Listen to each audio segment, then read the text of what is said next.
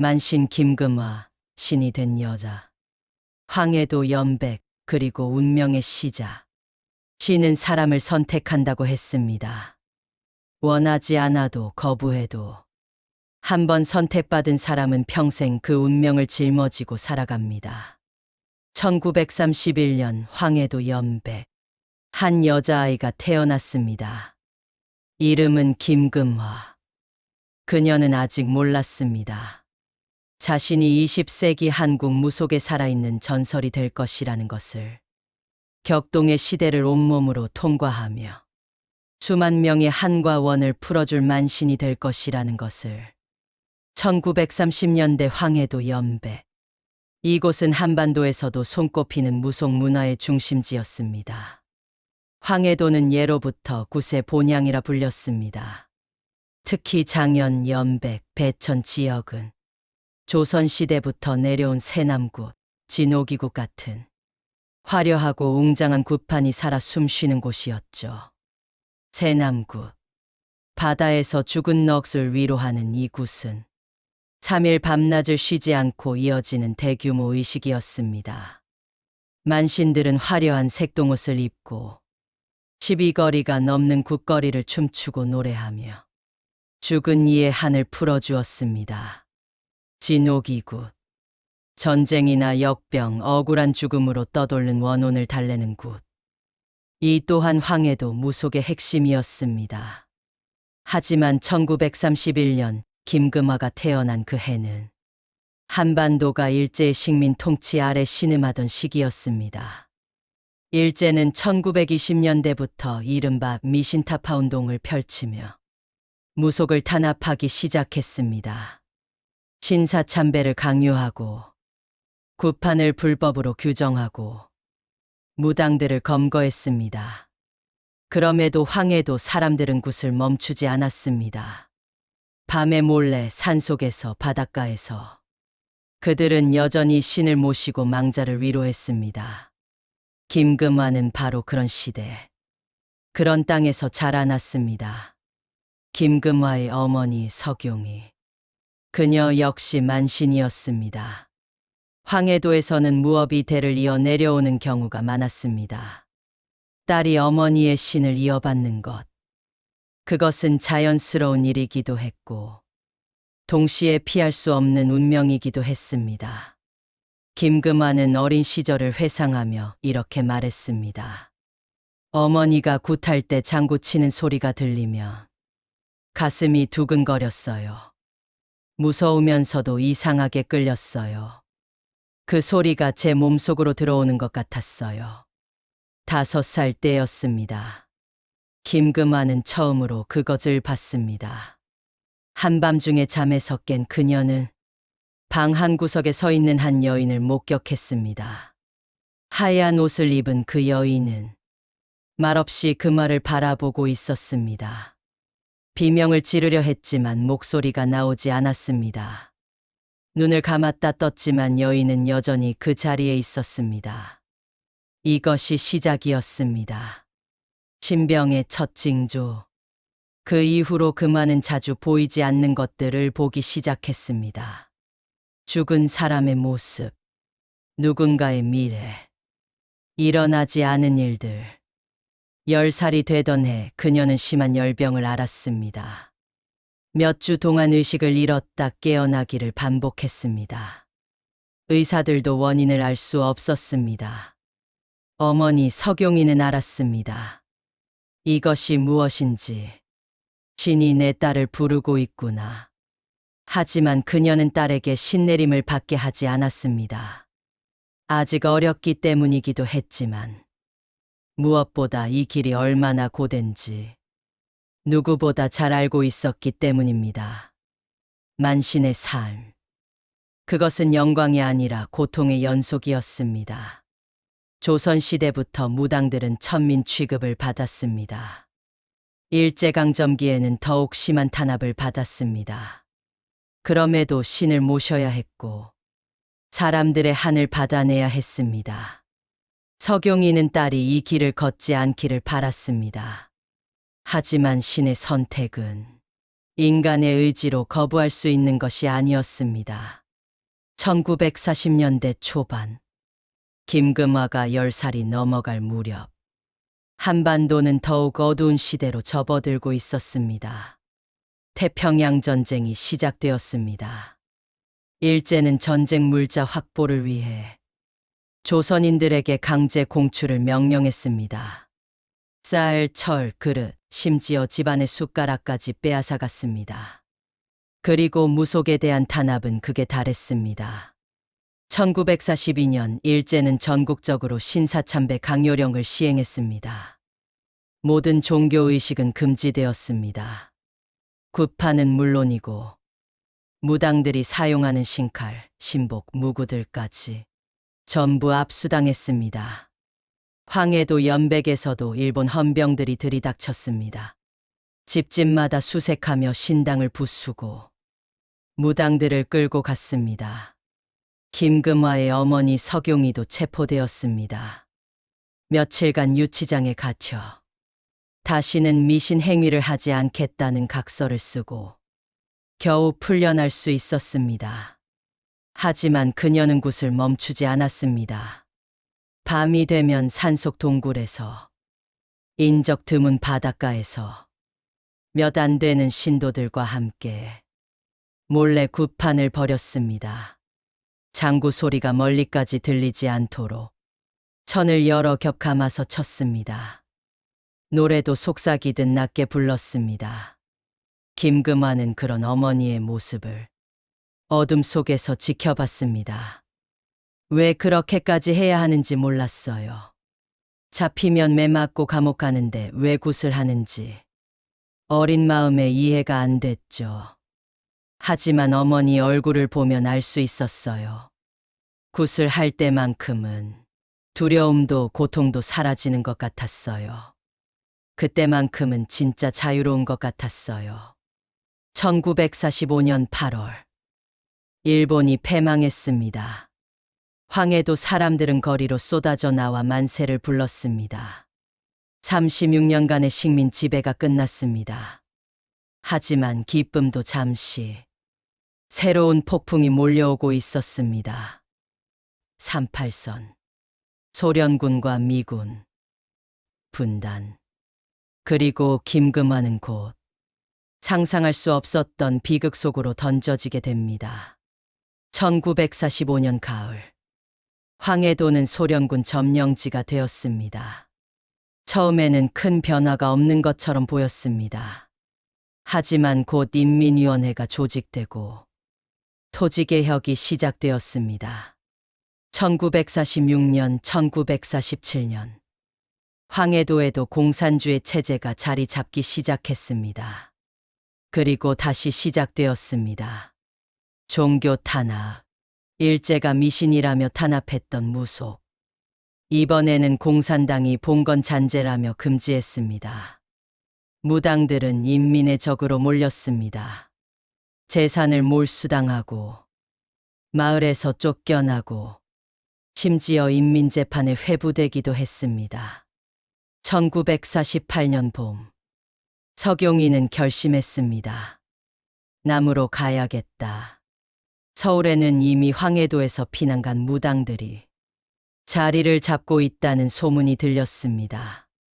거기서는 마음껏 굿을 할 수 있다고, 신을 모실 수 있다고 했습니다. 하지만 문제가 있었습니다. 38선을 넘는 것은 불법이었습니다. 잡히면 총살당할 수도 있었습니다. 더구나 김금화의 아버지는 공산당이 나쁘다고만 할 수 없다며 남으로 가는 것을 반대했습니다. 1948년 여름, 서경이는 17살 딸 김금화의 손을 잡았습니다. 우리는 간다. 지금 안 가면 평생 못 간다. 한밤중, 월남길에 오른 모녀. 그들은 아직 몰랐습니다. 이것이 고향과의 마지막 작별이 될 것이라는 것을. 다시는 압록강 이북의 땅을 밟지 못하리라는 것을. 1948년 8월 어느 밤, 김금화와 어머니는 38선을 넘었습니다. 철조망 사이로 어둠을 틈타 목숨을 걸고 서울로 향하는 그 길 위에서 김금화는 여전히 몰랐습니다. 2년 후 전쟁이 터질 것을, 그 전쟁 속에서 신이 자신을 완전히 사로잡을 것을, 그리고 자신이 70년 넘게 이 땅의 망자들을 위로하는 만신으로 살게 될 것을. 1948년 가을, 김금화와 어머니 서경이는 서울에 도착했습니다. 38선을 넘어온 그들을 기다린 것은 자유도 평화도 아니었습니다. 낯선 땅, 남의 집 처마 밑, 그리고 곧 닥쳐올 전쟁의 그림자. 17 소녀 김금화는 이제 막 생존의 싸움을 시작하려 하고 있었습니다. 1948년 가을부터 1950년 여름까지 김금화 모녀가 처음 정착한 곳은 만리동이었습니다. 만리동, 지금의 서울역 뒤편 언덕. 당시 이곳은 월남민들이 모여 사는 판잣집 동네였습니다. 황해도에서 온 사람, 평안도에서 온 사람, 함경도에서 온 사람, 모두가 고향을 잃은 사람들이었습니다. 모두가 언젠가는 돌아가리라 믿으며 임시 거처로 이곳에 머물고 있었습니다. 김금화의 어머니 서경이는 이곳에서 다시 구판을 시작했습니다. 일제 치하에서처럼 숨어서가 아니라 공산당의 눈치를 보지 않고 당당하게 남의 서는 굿을 해도 된다더니 정말이었어요. 어머니가 처음으로 큰 굿을 했을 때 동네 사람들이 몰려왔어요. 다들 고향 생각에 울었어요. 황해도 새남굿, 평안도 진옥이굿, 서울 한복판에서 북한의 굿이 재현되었습니다.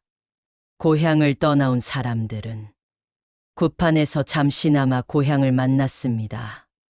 하지만 생활은 여전히 궁핍했습니다. 서경이가 굿으로 벌어오는 돈은 많지 않았습니다. 김금화는 낮에는 남의 집 일을 거들었습니다. 빨래, 청소, 심부름. 17 소녀가 할 수 있는 일은 무엇이든 했습니다. 밤이 되면 어머니의 굿판에 따라갔습니다. 장구를 치고 재물을 준비하고 때로는 춤을 추기도 했습니다. 그렇게 2년이 흘렀습니다. 김금화는 여전히 신병에 시달렸지만 신내림을 받지는 않았습니다. 아직은 아니야. 조금만 더 버텨보자. 어머니도 본인도 그렇게 생각했습니다. 하지만 운명은 기다려주지 않았습니다. 1950년 6월 25일 새벽, 전쟁이 시작되었습니다. 북한군이 38선을 넘었습니다.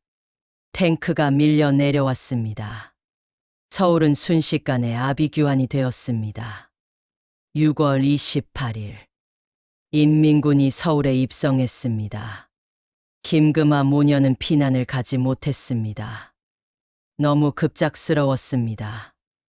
돈도 없었고 갈 곳도 없었습니다. 만리동 판잣집에 숨어서 전쟁이 지나가기만을 기다렸습니다. 하지만 전쟁은 지나가지 않았습니다. 오히려 더 깊숙이 파고들었습니다. 인민군 점령 3개월. 서울은 완전히 다른 도시가 되었습니다. 인민재판이 열렸습니다. 반동분자로 지목된 사람들이 끌려갔습니다. 밤마다 총소리가 들렸습니다. 무당들도 표적이 되었습니다. 미신을 퍼뜨리는 반동분자, 인민을 현혹하는 사기꾼, 서경이도 신고되었습니다. 1950년 8월 어느 날 저녁, 인민위원회 보안원들이 집에 들이닥쳤습니다. 당신이 서경이냐? 어머니는 끌려갔습니다.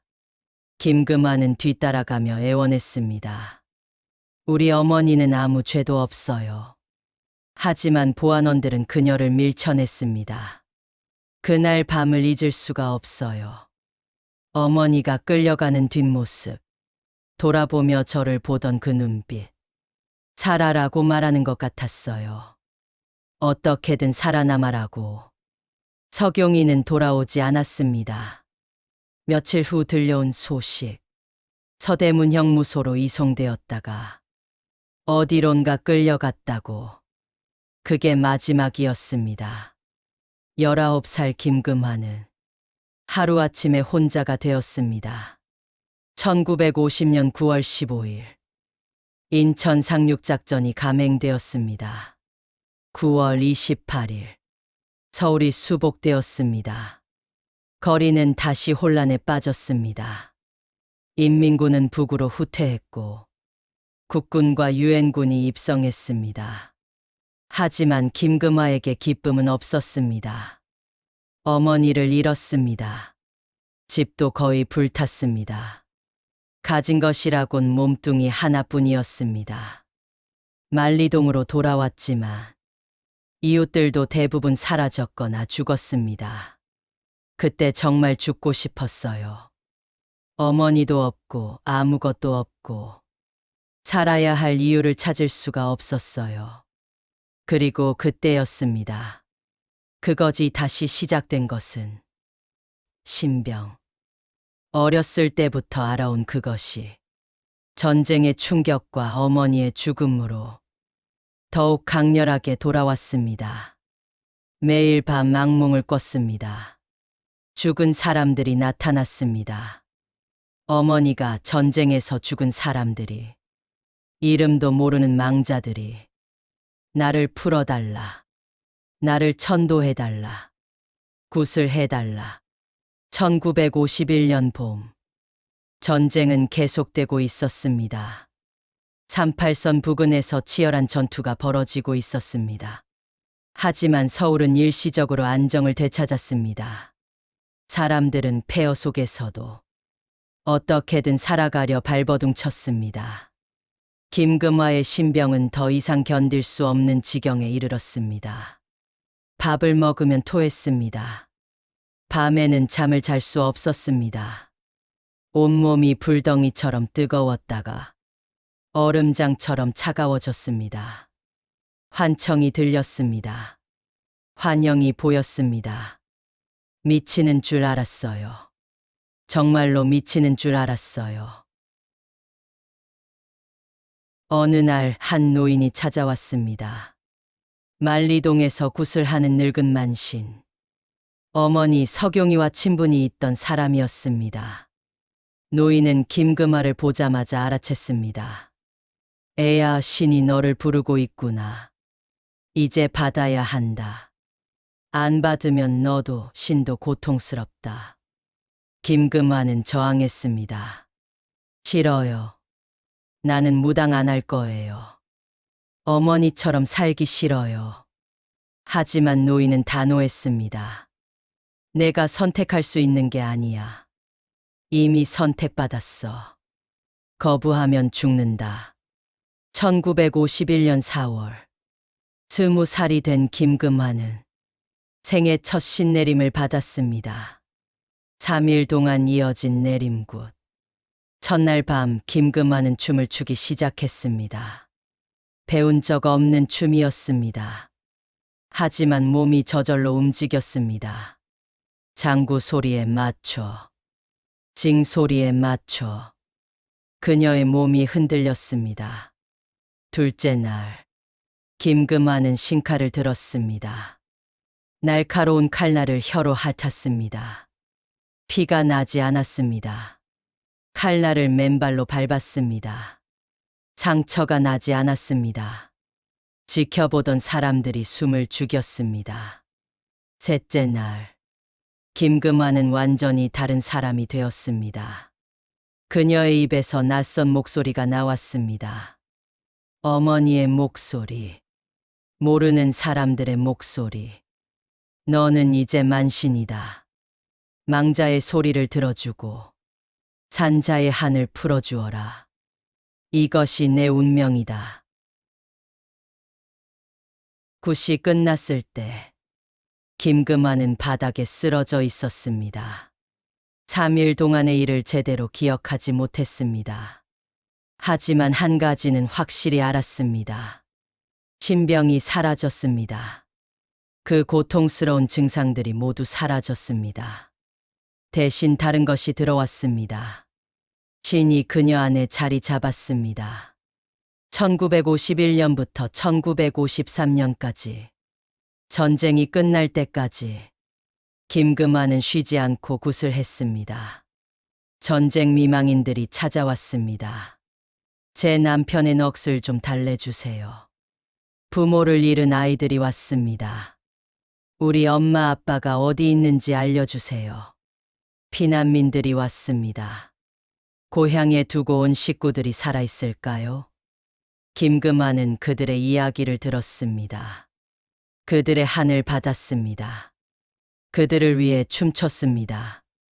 때로는 밤새 굿을 했습니다. 돈을 못 받는 경우도 많았습니다. 그래도 굿을 했습니다.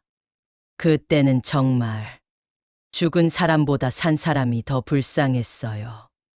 죽은 사람은 편히 가면 되지만 남겨진 사람들은 그 고통을 안고 계속 살아가야 하잖아요. 1953년 7월 27일 휴전협정이 체결되었습니다. 전쟁이 끝났습니다. 아니, 멈췄습니다. 하지만 전쟁의 상처는 끝나지 않았습니다. 한반도는 완전히 둘로 갈라졌습니다. 수백만 명이 죽었습니다. 1,000만 명이 가족과 헤어졌습니다. 그리고 김금화는 깨달았습니다. 자신이 평생 해야 할 일이 무엇인지.